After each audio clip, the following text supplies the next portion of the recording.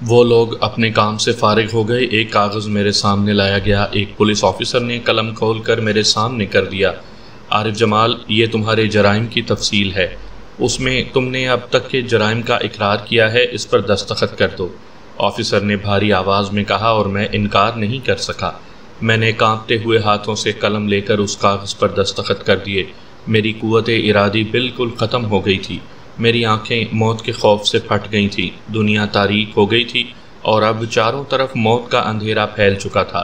تب police officer نے کہا، مجرم عارف جمال، تمہارے بھیانک جرائم کی فہرست طویل ہے۔ تم جانتے ہو تم نے امن پسند شہریوں کے ساتھ اور قانون کے محافظوں کے ساتھ جو سلوک کیا ہے۔ قانون کی مجبوریاں قانون کے آڑے آتی ہیں۔ قانون کے تحت تم پر مقدمہ چلایا جانا چاہیے تھا، لیکن واقعات شاہد ہیں کہ تم اپنی پر اصرار قوتوں کا سہارا لے کر ہمیشہ پولیس کی قید سے نکل جاتے ہو۔ پچھلی بار تم نے قانون کے 2 محافظوں کو بھی قتل کر دیا تھا، چنانچہ وزارت داخلہ سے تمہاری موت کے لیے خصوصی اجازت نامہ حاصل کر لیا گیا ہے اور طے کیا گیا ہے کہ تمہیں فوری طور پر گولی مار دی جائے۔ اجازت نامہ مل چکا ہے، اب سے 10 منٹ بعد تمہیں گولی مار دی جائے گی۔ پولیس آفیسر خاموش ہو گیا۔ میں بھی خاموش تھا، بولتا بھی کیا۔ گویائی سلب ہو گئی تھی، ہاتھ پاؤں مفلوج ہو گئے تھے، کانوں میں عجیب سی آوازیں گونج رہی تھیں۔ چند منٹ میں موت کا تماشا ہونے والا تھا۔ پولیس افسروں کی جماعت باہر چلی گئی، لیکن اسی وقت چند افسروں کے ساتھ پولیس کا ایک مسلح دستہ اندر آ گیا۔ مجھے پنجرے سے نکالا گیا، ٹانگیں بیکار ہو گئی تھیں، اس لیے پولیس والوں نے میری بغلوں میں ہاتھ دے دیے اور مجھے ہال سے باہر نکال لائی۔ ہیڈ کوارٹر کی عمارت کے ایک سنسان گوشے میں مجھے لے جایا گیا اور ایک دیوار کے سہارے کھڑا کر دیا گیا۔ اس وقت میرے ذہن سے ہر خیال مٹ گیا تھا۔ مجھے کچھ ہوش نہیں تھا، بس آنکھیں کھلی ہوئی تھیں، مناظر نگاہوں کے سامنے تھے، لیکن ذہن انہیں سمجھنے سے قاصر تھا۔ پھر نہ جانے کہاں سے ذہن میں کلمے کا خیال آیا۔ آخر میں مسلمان ہوں، آخری بار کلمہ تو پڑھ لوں۔ ساتھ ہی ذہن میں مقدس الفاظ گونجنے لگے۔ زبان تو تالو سے چپکی ہوئی تھی۔ لمحہ لمحہ گزر رہا تھا۔ چند بڑے پولیس افسر بھی مقتل گاہ میں آ گئے تھے۔ ان کے اشارے پر 2 رائفل برداروں نے رائفلیں سیدھی کر لیں اور رائفلوں کی گول سیاہ نالیں میرے نگاہوں کے سامنے ناچنے لگیں۔ ابھی ان سے سنسناتی ہوئی گولیاں نکلیں گی اور پہلو میں پیوست ہو جائیں گی۔ موت کی اذیت کیسی ہوگی، جان کس طرح نکلتی ہے۔ تب مجھے ایسا لگا جیسے جان نکل رہی ہو، دل پھڑ پھڑا رہا ہو۔ وقت ہو گیا، سپاہیوں نے گھوڑے چڑھائے، پولیس افسر کا ہاتھ اٹھا اور 2 دھماکے ہوئے۔ تکلیف کا احساس کیسا؟ مجھے تو کوئی تکلیف نہیں ہوئی۔ میں شاید مرنے سے پہلے مر گیا تھا۔ پھر کچھ آوازیں کانوں میں گونجی، جن میں پولیس افسر کی کڑک بھی شامل تھی۔ صحیح نشانہ لو گدو، یہ کیا حماقت ہے۔ بدحواس پولیس والوں نے دوبارہ رائفلیں سیدھی کر لیں۔ وہ پہلے نشانے کے خطا ہونے پر شرمندہ تھے۔ انہوں نے نشانہ تو صحیح لیا تھا، لیکن دونوں کی چلائی ہوئی گولیاں دیوار میں لگی تھیں۔ فاصلہ بھی زیادہ نہیں تھا۔ جلدی کرو، پولیس آفیسر نے حکم دیا۔ 2 دھماکے پھر ہوئے، لیکن اس بار گولیاں پہلے سے بھی زیادہ فاصلے پر لگیں۔ اسی وقت مجھے نتنوں میں ایک جانی پہچانی سی خوشبو کا احساس ہوا۔ یاد نہیں آ رہا تھا کہ یہ خوشبو کہاں سونگھی تھی۔ حواس واپس آ رہے تھے۔ پولیس والوں کی بدحواسی دیکھنے کے قابل تھی۔ گدھے ہو تم دونوں۔ خیبر خان، دلدار، آؤ اور جلدی کرو اہم کو۔ 2 سپاہی آگے بڑھائے اور انہوں نے پھرتی سے رائفلیں سیدھی کر لیں، لیکن اچانک وہ دونوں زمین سے اوپر اٹھنا شروع ہو گئے۔ 1 فٹ، 2 فٹ، پھر 3 فٹ۔ ان کے حلق سے ڈری ڈری چیخیں نکل رہی تھیں۔ پھر ان دونوں کے ہاتھ سے رائفلیں چھوٹ کر نیچے گر پڑیں اور وہ دونوں زمین پر اترنے کے لیے اس طرح ہاتھ پاؤں مارنے لگے جیسے سائیکل چلا رہے ہوں۔ خود پولیس افسروں کے منہ حیرت سے کھل گئے اور دوسرے کچھ پولیس والے فضا میں بلند ہونے والوں کی ٹانگیں پکڑ کر نیچے کھینچنے کی کوششیں کرنے لگے۔ وہ اس میں کامیاب نہ ہو سکے۔ ہاں، ان کی پتلونیں ضرور اتر آئی تھیں۔ یہ سب اسی بدماش کی کارروائی ہے۔ ایک پولیس افسر چیخا اور اس نے پھرتی سے اپنے ہولسٹر سے پستول کھینچ لیا، لیکن اچانک اس کا پستول اس کے ہاتھ سے نکل کر فضا میں بلند ہو گیا۔ ابھی وہ اوپر اٹھے ہوئے پستول کو حیرت سے دیکھ رہا تھا کہ اسے اپنے بائیں سمت ایک چیخ سنائی دی۔ اس نے پلٹ کر دیکھا، ایک پولیس کانسٹیبل کی پتلون غائب تھی۔ وہ صرف قمیص پہنے اپنی برہنگی کو چھپانے کی کوشش کر رہا تھا۔ پھر وہ دونوں پولیس والے دھڑام سے نیچے گر پڑے جو فضا میں بلند تھے، اور ان کے قریب کھڑے 2 اور پولیس والے بلند ہو گئے۔ پھر وہ بھی نیچے گرے اور ان کی جگہ 2 اور پولیس والے بلند ہو گئے۔ پھر تو ایک طوفان بدتمیزی برپا ہو گیا۔ پولیس کے 2 کانسٹیبل فضا میں بلند ہو کر نیچے گر رہے تھے۔ اچانک ایک افسر کو اپنے جسم پر ایک سرسراہٹ سی محسوس ہوئی اور اس نے چیخ مار کر باہر چھلانگ لگا دی۔ جب افسر ہی بھاگ جائے تو پولیس کانسٹیبل کہاں ٹھہر سکتے تھے؟ ذرا سی دیر میں بھگدڑ مچ گئی، باقی تمام آفیسر بھی بھاگ گئے۔ ان نادیدہ قوتوں کے خلاف وہ کر بھی کیا سکتے تھے؟ اور میں سکتے کے عالم میں یہ سب کچھ دیکھ رہا تھا۔ اب وہ نادیدہ خوشبو بھی مجھے یاد آ گئی تھی۔ یہ طالوت کی خوشبو تھی۔ ہاں، یہ اسی کی خوشبو تھی جسے میں بھول چکا تھا۔ پھر طالوت میرے سامنے نمودار ہو گیا۔ اس کے چہرے پر سنجیدگی تھی۔ پھر اس نے ہاتھ بڑھا کر میری ہتھ کڑیاں توڑ دیں اور میرے پاؤں سے بیڑیاں بھی نکال دیں۔ آؤ عارف، اس نے کہا، اور نہ جانے کیوں میرا ذہن غصے سے کھول اٹھا۔ نہیں، میں نہیں جاؤں گا۔ تم جا سکتے ہو، مجھے تمہاری ہمدردی کی ضرورت نہیں، میں نے دانت پیس کر کہا۔ آؤ میرے دوست، آؤ بھی، اس نے نرمی سے کہا۔ میں کہتا ہوں چلے جاؤ تم یہاں سے، مجھے تمہاری ہمدردی کی ضرورت نہیں ہے۔ ایسے کچے سہاروں کے ساتھ میں کب تک زندہ رہ سکتا ہوں؟ مجھے مرنے دو، میں مرنا چاہتا ہوں، میں نے گرج کر کہا۔ اس وقت ضد مت کرو عارف، بعد میں برا بھلا کہہ لینا، طالوت عاجزی سے بولا۔ میں نہیں جاؤں گا طالوت، میں یہاں سے کہیں نہیں جاؤں گا، براہ کرم تم چلے جاؤ۔ چلتے کیوں نہیں؟ اس نے جھنجھلائے ہوئے انداز میں کہا اور میری کلائی پکڑ لی۔ میں نہیں جاؤں گا، نہیں جاؤں گا، میں نے کلائی چھڑانے کی جدوجہد کرتے ہوئے کہا۔ جواب میں اس نے میرے ہاتھ کو ایک زوردار جھٹکا دیا اور میں منہ کے بل گرتے گرتے بچا۔ میں نے دونوں ہاتھ زمین پر ٹیک کر خود کو گرنے سے روکا۔ مجھے ایسا محسوس ہوا کہ میرے ہاتھ کسی قالین پر ٹک گئے ہیں، سرخ رنگ کے خوبصورت قالین پر۔ کہاں وہ کھردری زمین جو میرا مقتل تھی، اور کہاں نرم و گداز قالین؟ میں احمقوں کی طرح اس قالین کو گھورنے لگا، اور پھر آہستہ آہستہ نظریں اٹھائیں۔ طالوت کی ٹانگیں میرے سامنے تھیں، وہ ایک نفیس پتلون پہنے ہوئے تھا۔ آہستہ آہستہ میری نگاہیں اس کے چہرے کی طرف اٹھ گئیں۔ اس کے چہرے پر بے پناہ خجالت اور شرمندگی کے تاثرات تھے۔ میں یہاں نہیں رہنا چاہتا طالوت، خواہ کچھ بھی ہو جائے تم مجھے مجبور نہیں کر سکتے۔ اب میں زندہ نہیں رہنا چاہتا، میں کسی کا طفیلی بن کر زندہ نہیں رہوں گا۔ میں موت قبول کر چکا ہوں، مجھے تمہاری ہمدردیوں کی ضرورت نہیں ہے۔ براہ کرم یہاں سے چلے جاؤ اور انہیں اپنا کام کرنے دو۔ طالوت جھکا، اس نے میرا بازو پکڑ لیا اور کھڑا کر دیا۔ تب مجھے بدلے ہوئے ماحول کا احساس ہوا، لیکن میرے حواس تو اس طرح معطل تھے کہ قالین کو نظر انداز کر کے میں خود کو اسی جگہ محسوس کر رہا تھا۔ میں نے چاروں طرف دیکھا، یہ نامانوس جگہ تھی۔ یہ تم نے اچھا نہیں کیا طالوت، تم نے مجھے وہاں سے لا کر اچھا نہیں کیا۔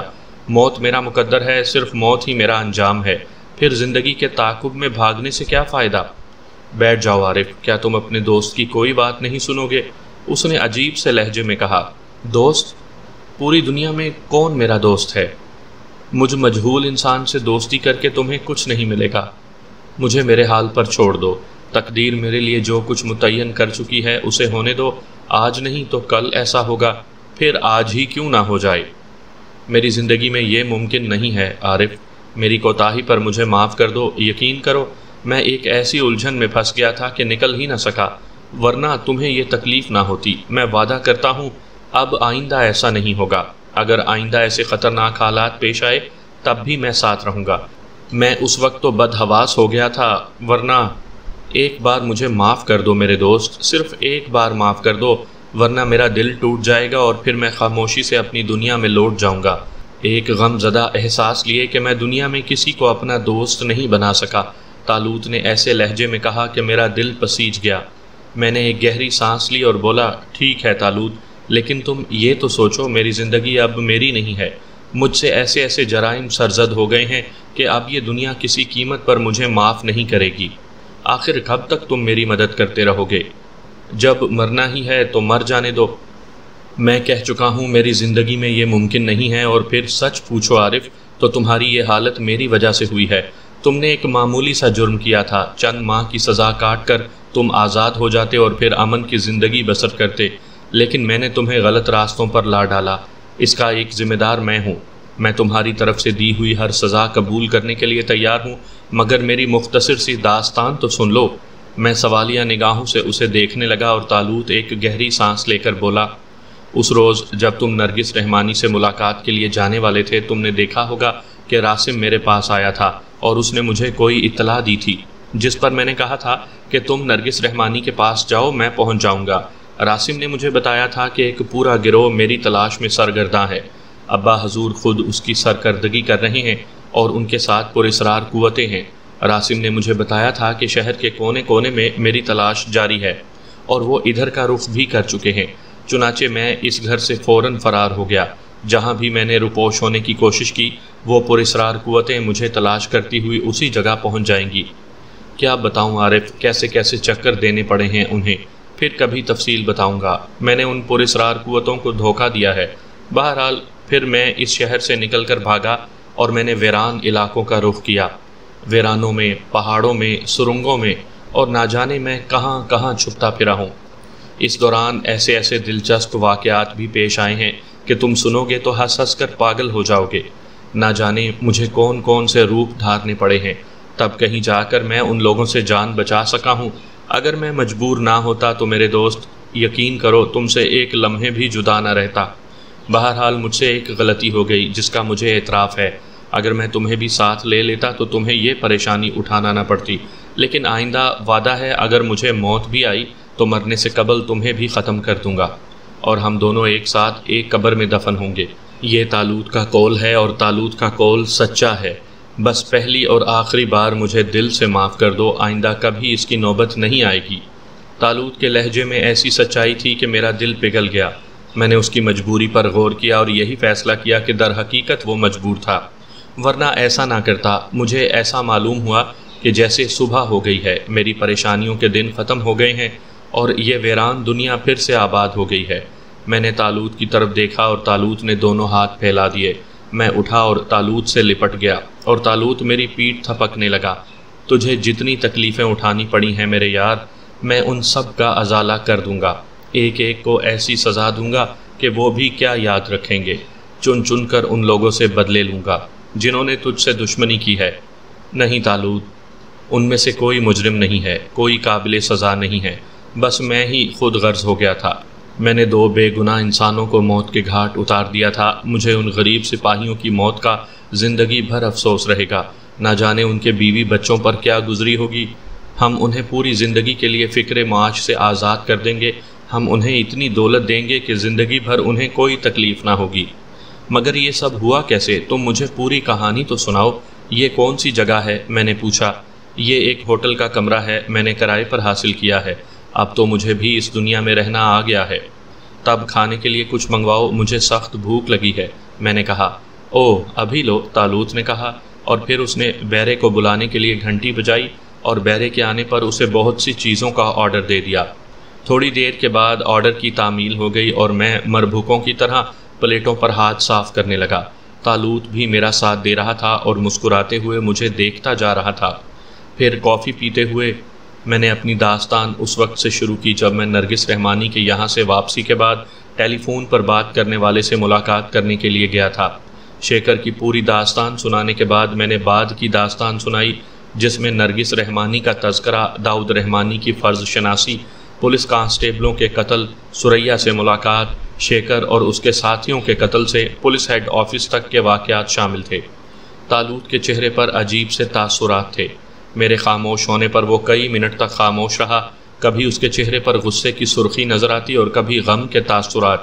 پھر اس نے سرد آواز میں کہا، بردہ فروش تمہارے ہاتھوں مارا گیا، کاش مجھے اس سے انتقام لینے کا موقع مل جاتا، لیکن ان لوگوں کو میں نہیں چھوڑوں گا جنہوں نے تمہارے ساتھ زیادتی کی ہے۔ نہیں طالوت، میں نے بھی سخت لہجے میں کہا، ان میں سے ایک بھی سزا کا مستحق نہیں ہے۔ سب نے اپنے فرائض انجام دیے تھے۔ پولیس والوں کے ساتھ جو کچھ ہوا ہے وہی افسوسناک ہے۔ سب نے اپنا فرض ادا کیا ہے۔ میری نگاہوں میں ان میں سے ایک بھی مجرم نہیں ہے۔ ہم ان میں سے کسی کو کچھ نہیں کہیں گے۔ اور داؤد رحمانی کے بارے میں تمہارا کیا خیال ہے؟ طالوت نے غصے سے کھولتے ہوئے کہا، داؤد رحمانی کا کردار بھی میری نگاہوں میں برا نہیں ہے۔ اس نے بڑے خلوص سے کہا تھا کہ اگر میرے اوپر مقدمہ چلا اور مجھے بچانے میں اس کی پوری دولت بھی صرف ہوئی تو وہ اس سے دریغ نہیں کرے گا۔ نہیں طالوت، ان میں کوئی بھی قابل سزا نہیں ہے۔ جو قابل سزا تھا اسے میں کیفر کردار تک پہنچا چکا ہوں۔ طالوت مجھے گھورتا رہا، پھر بولا، تو اب کیا ارادے ہیں؟ تمہارے اوپر سے خطرہ ٹل گیا؟ ہاں، وہ مایوس ہو کر واپس چلے گئے ہیں۔ لیکن تم انہیں دھوکہ دینے میں کس طرح سے کامیاب ہوئے؟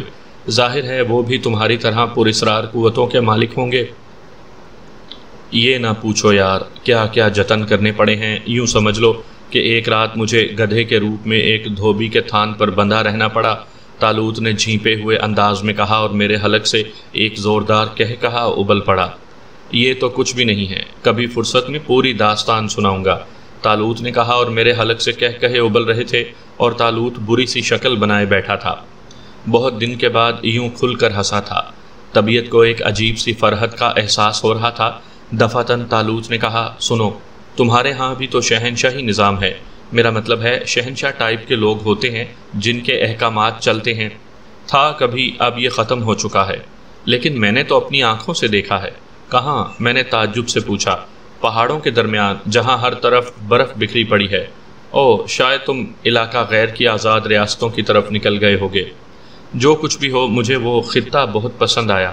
اگر تم ساتھ ہوتے تو اور میں سنگین حالات سے دوچار نہ ہوتا تو کچھ وقت وہاں گزار کر ضرور لطف اندوز ہوتا۔ ہاں، لیکن میں نے وہ علاقے نہیں دیکھے ہیں، صرف ان کے بارے میں سنا ہے۔ میں نے کہا، تو پھر کیا خیال ہے؟ کیا مطلب؟ چلیں ادھر، دلچسپیاں رہیں گی۔ طالوت نے بچوں کے سے انداز میں خوش ہوتے ہوئے کہا، جیسے تمہاری مرضی۔ میں نے نیم رضامندی سے کہا، خود بھی میں اس ماحول سے اکتا گیا تھا اور تھوڑی سی تبدیلی چاہتا تھا۔ تب ٹھیک ہے، ہم وہاں چلیں گے، لیکن میرے دوست، تم مجھے تھوڑی سی اجازت ضرور دو گے۔ اگر تم نے اس کے لیے منع کیا تو میری طبیعت پر اضمحلال رہے گا۔ کیسی اجازت؟ میں وعدہ کرتا ہوں کہ کسی کو نقصان نہیں پہنچاؤں گا، لیکن جن لوگوں نے تمہیں ترنیوالا سمجھا تھا، میں ان کے ساتھ تھوڑی سی تفریح کر کے ان پر تمہاری اہمیت واضح کرنا چاہتا ہوں۔ ہم داؤد رحمانی سے بھی ملیں گے اور اس کا شکریہ ادا کریں گے۔ ان باتوں سے اب کوئی فائدہ نہیں ہے طالوت۔ ہے، تم نہیں سمجھتے۔ پھر تم نرگس سے بھی بات کر لینا۔ ویسے کیا واقعی تم اس سے محبت کرنے لگے ہو؟ طالوت نے مجھے گھورا۔ محبت؟ وہ مجھے پسند ہے، اگر میں چاہتا تو اسے بآسانی حاصل کر سکتا تھا، لیکن پھر وہ میرے لیے ایک عام عورت سے زیادہ نہ رہ جاتی۔ لیکن وہ ایک سادہ دل لڑکی ہے، میں اسے کوئی ذہنی یا جسمانی تکلیف نہیں دینا چاہتا، بس اس سے زیادہ مجھے اور کچھ نہیں چاہیے۔ تب پھر تمہارے کہنے کے مطابق آخری وقت میں وہ تمہاری سچائی پر یقین کر بیٹھی تھی اور اب اس کی نہ جانے کیا حالت ہوگی، تم اسے سمجھا تو سکتے ہو؟ طالوت کے ان جملوں نے مجھے پریشانی میں ڈال دیا۔ سچ بتاؤں، میرے دل میں بھی یہ خواہش مچل اٹھی کہ کم از کم نرگس پر ان واقعات کے بعد کا رد عمل تو دیکھوں۔ طالوت میری شکل دیکھ رہا تھا، مجھے نرم پا کر وہ بولا، بس اب سوچنے کی ضرورت نہیں ہے، ہم اس سے ضرور ملیں گے۔ اور میں ایک گہری سانس لے کر خاموش ہو گیا۔ اب میں اپنے حالات پر غور کر رہا تھا۔ کچھ دیر قبل میرے دل میں کتنی مایوسیاں تھیں، کیسا اندھیرا تھا، اور اب میں نے طالوت کو دیکھا، وہ کسی خیال میں غرق تھا۔ کیا سوچ رہے ہو طالوت؟ میں نے تھوڑی دیر کے بعد پوچھا۔ کچھ نہیں، صرف چند دلچسپ پروگرام بنا رہا ہوں۔ اب تم دیکھو گے کہ کیسی کیسی تفریحات ہوتی ہیں۔ یقین کرو، پچھلے دن میرے لیے بھی سخت کوفت کا باعث رہے ہیں۔ تھوڑی سی تفریح کر لوں گا تو موڈ درست ہو جائے گا۔ ویسے تم تھکن تو نہیں محسوس کر رہے؟ نہیں، تمہارے آ جانے کے بعد اب تھکن کیسی؟ پھر بھی آج رات آرام کرو اور کل ہم نرگس رحمانی کے یہاں ناشتہ کریں گے۔ اور میں نے گردن ہلا دی۔ رات کو ہم کھانے وغیرہ سے فارغ ہو کر سونے کے لیے لیٹ گئے۔ میں ان خوفناک لمحات کو بھلا نہیں پا رہا تھا، نیند بھی نہیں آ رہی تھی۔ بہرحال کافی دیر تک جاگنے کے بعد نیند آ ہی گئی۔ جب صبح اٹھا تو تازہ دم تھا۔ غسل کرنے کے بعد بیرے سے اخبارات منگوائے گئے۔ اخبارات کی حاشیہ آرائی دیکھ کر میری آنکھیں پھیل گئیں۔ مجھے ایک خوفناک خطرہ قرار دیا گیا تھا۔ ہنگامی پیمانے پر مجھ سے نمٹنے کی تیاریاں کی جا رہی تھیں۔ اخبارات نے نمایاں طور پر میری تصاویر شائع کی تھیں۔ کہیں مجھے ایک ماڈرن جادوگر کہا گیا تھا اور کہیں کوئی خبیث روح۔ کل کا پورا واقعہ تفصیل سے درج تھا۔ طالوت ایک ایک خبر کو پڑھ کر ہنس رہا تھا۔ تم ہنس رہے ہو؟ میری جان نکلی جا رہی ہے۔ اگر کسی بیرے وغیرہ نے ہمیں پہچان لیا تو؟ تم فکر مت کرو، بس دیکھتے جاؤ۔ نہیں طالوت، شکلیں بدل لو، ہم کوئی نیا ہنگامہ نہیں کریں گے۔ میں اس وقت تک یہاں سے نہیں نکلوں گا جب تک شکل نہ بدل لی جائے۔ چلو ٹھیک ہے، لیکن داؤد رحمانی کے سامنے ہم اصلی شکل میں ہی جائیں گے۔ وہاں کی دوسری بات ہے، لیکن اس بات پر غور کر لینا کہ وہاں پولیس ضرور ہوگی۔ انہیں خیال ہوگا کہ میں ایک بار وہاں ضرور جاؤں گا۔ تم بالکل فکر مت کرو، بس تیار ہو جاؤ۔ ناشتہ داؤد رحمانی کے ہاں ہی کریں گے۔ ناشتہ کر کے چلو، ہمیں دیکھنے کے بعد وہاں ناشتے کا کسے ہوش رہے گا۔ میں نے کہا یہ بھی ٹھیک کہتے ہو۔ طالوت نے مجھ سے اتفاق کیا۔ ناشتے کے بعد ہم نے لباس پہنے اور تیار ہو گئے۔ ہوٹل سے نکلتے ہوئے بھی میرے قدم کانپ رہے تھے اور میں خوفزدہ نگاہوں سے چاروں طرف دیکھ رہا تھا، لیکن بدماش طالوت مطمئن تھا۔ پھر ہوٹل سے باہر قدم رکھ کر اس نے میرے چہرے پر ہاتھ رکھا اور پھر اپنے چہرے پر۔ طالوت کی بدلی ہوئی شکل دیکھ کر میں نے بھی سمجھ لیا کہ میری شکل بدل گئی ہوگی اور میں کافی حد تک مطمئن ہو گیا۔ طالوت نے ایک ٹیکسی روکی اور ہم دونوں اطمینان سے اس میں بیٹھ گئے۔ ذرا شہر کی حالت دیکھتے چلیں گے، طالوت نے ٹیکسی کے باہر دیکھتے ہوئے کہا۔ میں نے ٹیکسی ڈرائیور کی وجہ سے کوئی جواب نہیں دیا تھا، لیکن طالوت نے ٹیکسی ڈرائیور کی کوئی پرواہ نہیں کی اور بولا، ایک طرح سے اگر دیکھا جائے تو چند ناگوار باتوں کے علاوہ تم نے بہت عمدہ وقت گزارا ہے۔ کاش مجھے ایسا کوئی مہربان اور سرپرست مل جائے جو روزانہ نئی نئی لڑکیاں فراہم کرے۔ مجھے تو تمہاری قسمت پر رشک آتا ہے۔ میں نے اس بات کا بھی کوئی جواب نہیں دیا۔ ہاں، گزرے ہوئے لمحات کی تصویریں میرے ذہن میں ضرور رینگ آئی تھیں۔ راتوں کو خواب کی طرح نظر آنے والے چہرے اور دمکتے ہوئے مومی اجسام جو دن کی روشنی میں تحلیل ہو جاتے تھے، دوبارہ نظر نہ آنے کے لیے کیسی انوکھی راتیں تھیں وہ۔ اگر ان کے ساتھ شیکر کی شرط نہ ہوتی، اس کا وہ ذلیل رویہ نہ ہوتا، تو شاید ان راتوں کو میں کبھی فراموش نہ کرتا۔ میں سوچ رہا تھا اور طالوت میری شکل دیکھ رہا تھا۔ پھر میری ذہنی رو طالوت کی طرف بھٹک گئی۔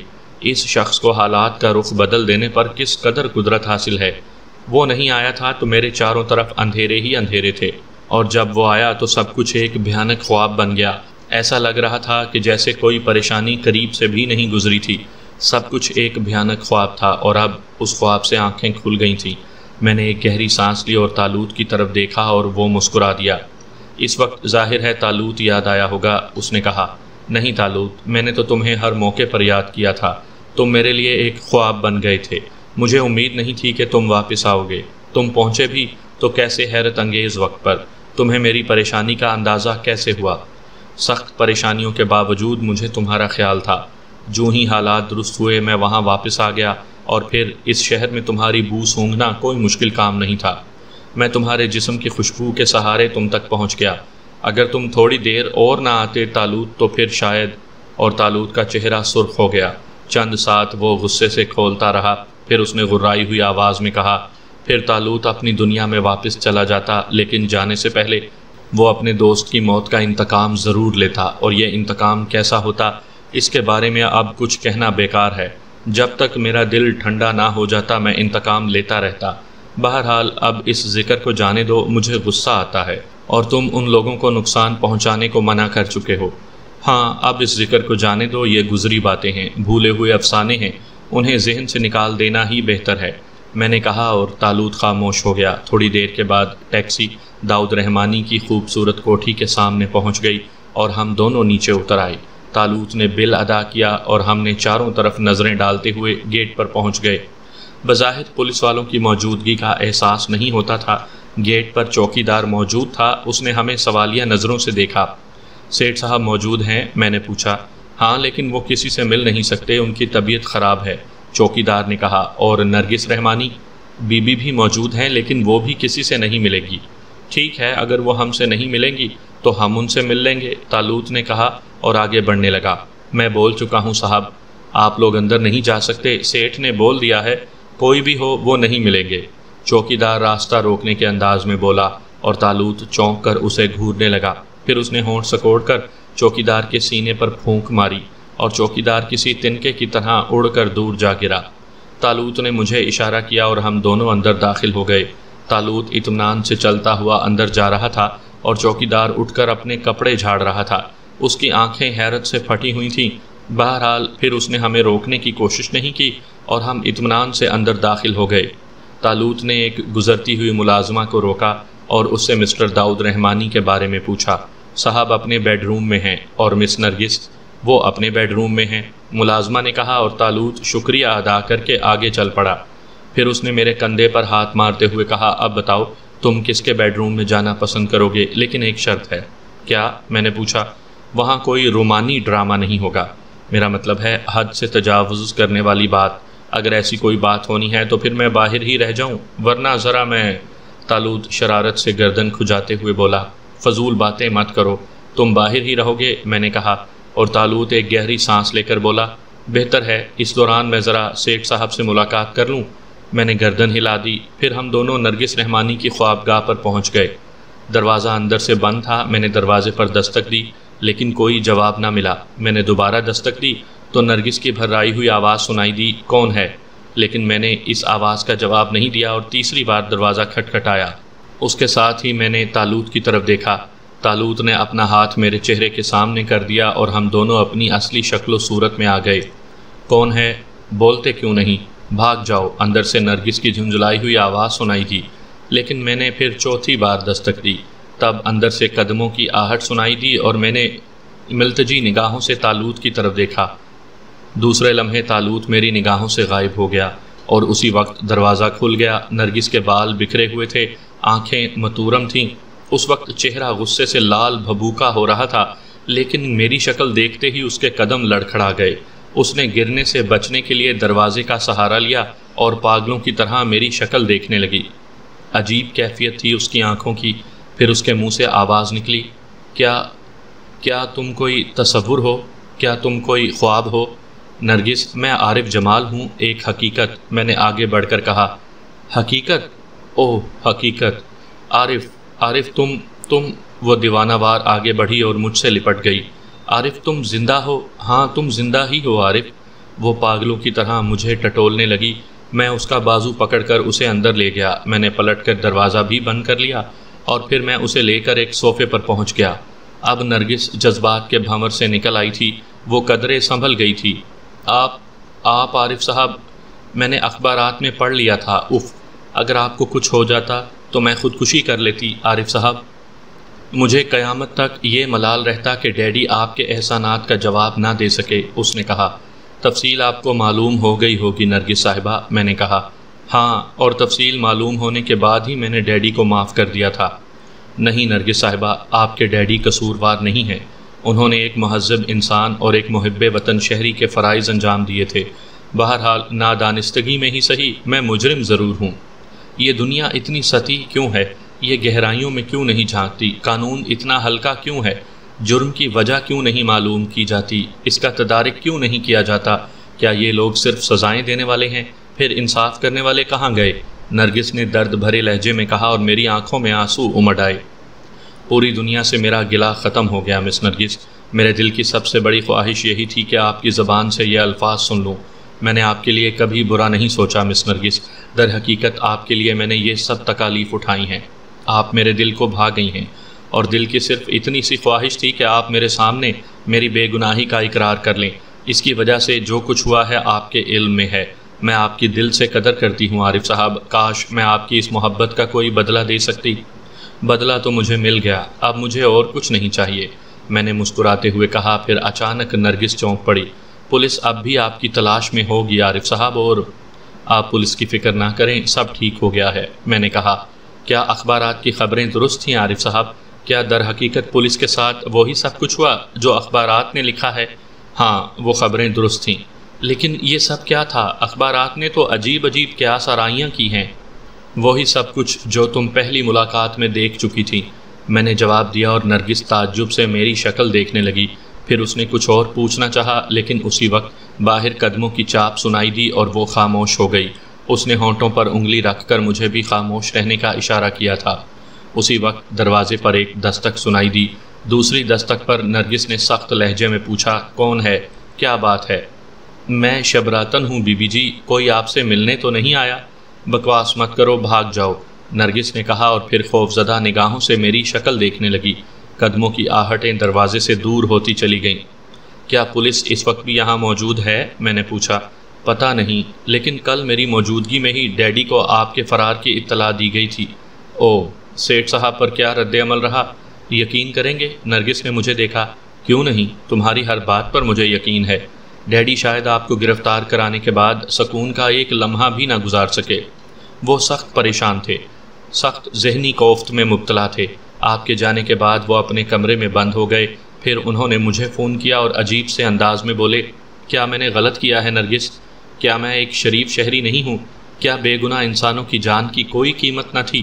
انہوں نے کئی بار مجھے فون کیا اور عجیب الٹی سیدھی باتیں کرتے رہے۔